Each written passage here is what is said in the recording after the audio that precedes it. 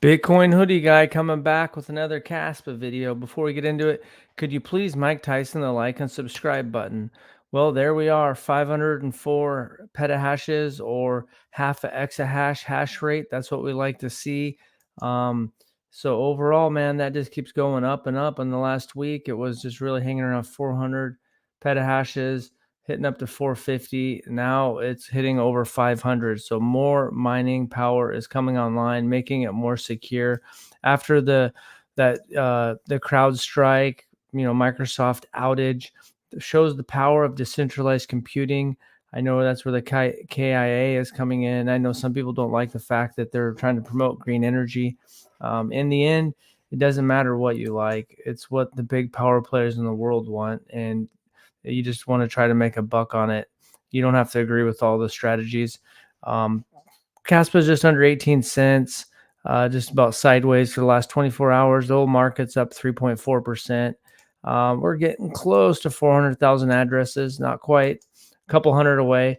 But people are going into digital assets. You can see, the debt is getting crazy.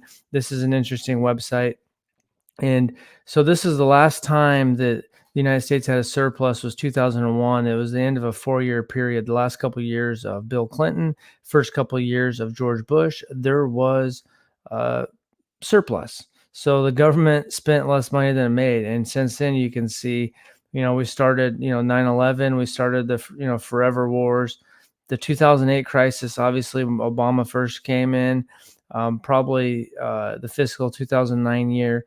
You can see that we had $1.4 trillion deficit, and then that started going down under Obama, and then Trump came in, and it got kind of under control in a sense, down to 400 billion, and then it started working its way back up to about $1 trillion over the course of Trump's presidency. And then obviously COVID happened, and then the stimuluses that shot it up, but it still hasn't pulled back that much. Even the next year's 2.7 trillion deficit. Then Biden's best year was 1.3 trillion. That administration's best year, which is the only other president that had a year. The above that was Obama, and then this year, the 2023 year is 1.7 trillion deficit, and who knows what this fiscal year will be. So you can see that the deficit just keeps getting out of control. People are going to digital assets, and so you check on Casplex, no new KRC20 updates there. So we're still on hold, patiently waiting. And then kind of the 50-year thing is the thumbnail and title, was a Reddit post in the Caspa subreddit. And you've probably seen the same thing with Bitcoin, where they lay out the chronological of different events and research and people that did different stuff. They're like starting in the 70s with the inception of TCP/IP by Surf and Khan, the protocol that became the lifeblood of internet communication.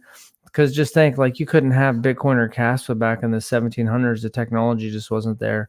And so this, is laying out all the different stuff, the blockchain, Bitcoin, Ethereum, the Caspa, what's happening with the nano utilized DAG technology, and then the Phantom Ghost DAG, the white paper release. Caspa addresses Simplinsky trilemma. So this author of this is conclusion.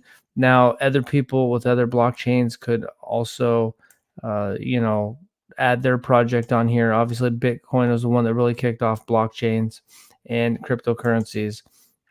But there's all these different things that compounded over time. Cybercash, the cypherpunks, and you've probably heard a lot, Adam Back's Hashcash, the NSA, the Bitcoin actually used NSA, came up with the SHA-256 algorithm.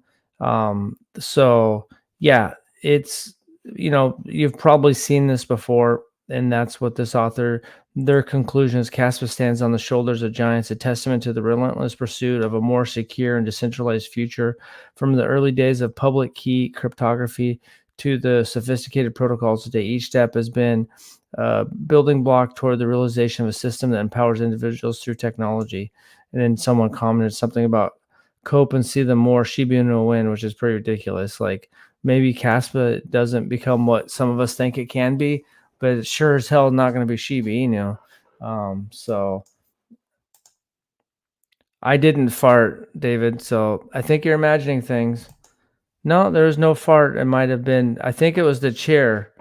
The chair I have is kind of squeaky, but right here you can see there's a little bit of a squeak in the chair.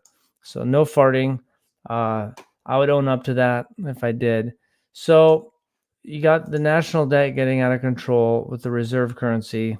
Probably not going to get any better. Maybe the next administration does better, but the debt is getting out of control. If they don't spend money on some of these big social programs, which sometimes they say they're not going to, then their party is not going to be reelected next time, or they won't get reelected.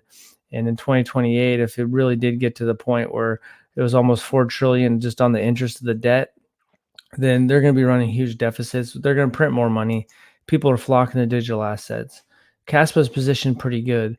The only thing about the trilemma is it hasn't proven that it solved it in the sense that it hasn't done high transaction volumes on mainnet yet. So that'll be the final step to to show people what it can do.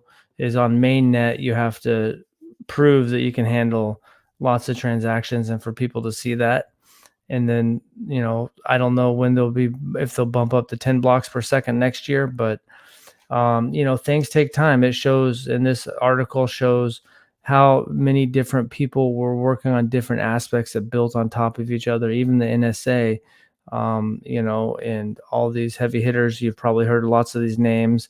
Internet, stronger computing power, all sorts of different technology, and it's probably going to keep changing. There's going to be a lot of new technology that comes the next 10, 20, 30, 50 years. So I think it's exciting times with what's going on in Caspa's ecosystem, with some tier one exchange listings hopefully maybe happening later this year or next year.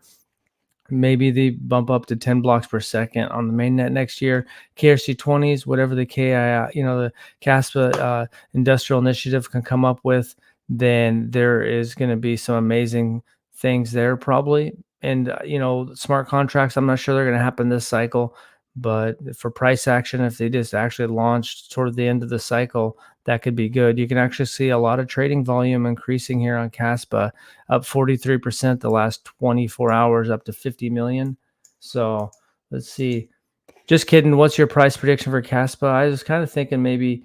No, I didn't realize that chair squeaking does kind of sound like that though. Um, I'd also like to have some Python API for both Caspa Core and KRC20. Price predictions are really tough to hammer down. It feels like maybe 50 cents to a dollar if things go pretty good. I mean, depends on if Bitcoin really rips and roars, and it depends on when KRC20s come out. I think KRC20s can be a driving force, and I think if it happens when the overall market is still where it's at, I don't know. I don't know what Trump's going to say next week. If he actually does try to make Bitcoin a strategic reserve, Bitcoin could start going nuts. A lot of game theory. China might start trying to, apparently they might unban Bitcoin. But the higher Bitcoin soars, that helps all altcoins.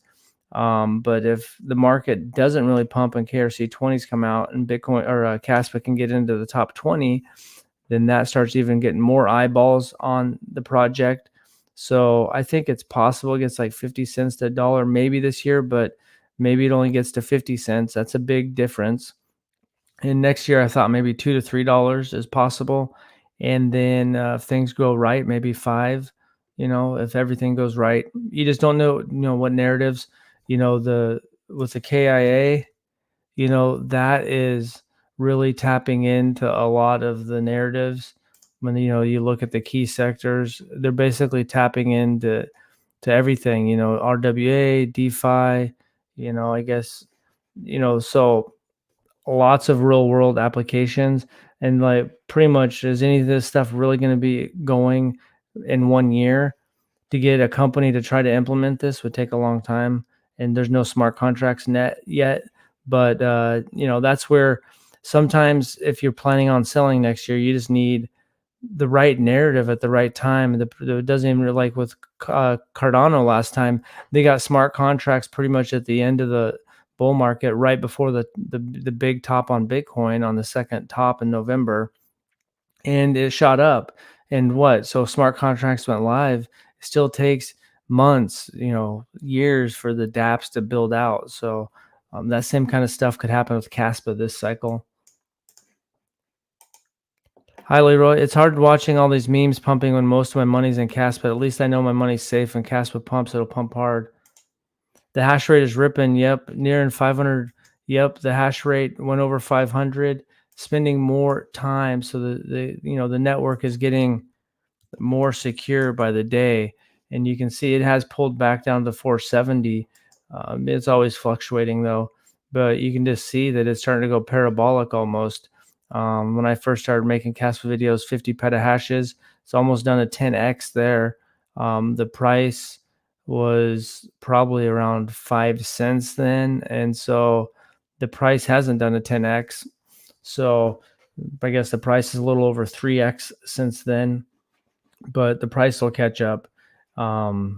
Yeah, just gotta, yeah, it's hard watching memes and stuff like that. And Pepe that really has no use cases up 40% this last week, but Cas was up 7.5%. So that can be hard to stomach, but when Pepe crashes, it's going to crash harder than Caspa. And is what's Pepe going to be doing in 5-10 years, if you want to keep a bag long term. So that's why it's not bad. I got a meme coin. I got my meme coin, and it's actually not doing as good as the other meme coins. But that's why I try not to change lanes too much in the crypto. You change your lane over to Pepe, and then all of a sudden Pepe goes down, and then you miss the Caspa. That's why when you're in a project, you got to really be there for the pump. Otherwise, you miss out. But that's all I got. I put a link to this if you want to read it. This Reddit post, which you might have seen people laying that out for Bitcoin before. And that's pretty much it. We got the debt piling up. More people are looking into digital assets. You got billionaires like, Michael Dell is retweeting, or Michael Saylor retweeted Michael Dell, both billionaires.